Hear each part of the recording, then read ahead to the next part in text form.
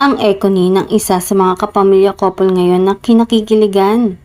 Hindi nga lang daw pang kamera ang kanilang pagpapakilig dahil kahit off-cam ay talagang kikiligin kahit sino. Hindi naman masasabing pribado ang kanilang relasyon dahil nagpapakita naman sila sa publiko ng kanilang totoong nararamdaman. Marahil ay talagang may pinaghahandaan muna sila bago ang kanilang pag-amin sa kanilang estado.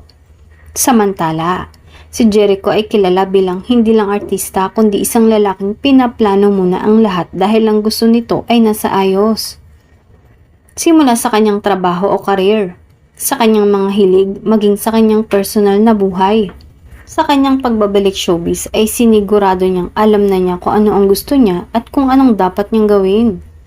Kaya nang makilala niya ang aktres na si Janine ay malamang pinakiramdaman muna niya ang mga bagay-bagay bago magdesisyon na manliligaw siya.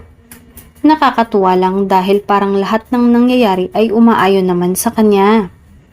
Maaalalang naibahagi ni Echo sa isang panayam na ang pagkakakilala nila ni Janine maging ang panliligaw niya sa aktres at ngayon nga ay ang kanilang relasyon ang isa sa pinakamagandang nangyari sa kanya sa taong 2024.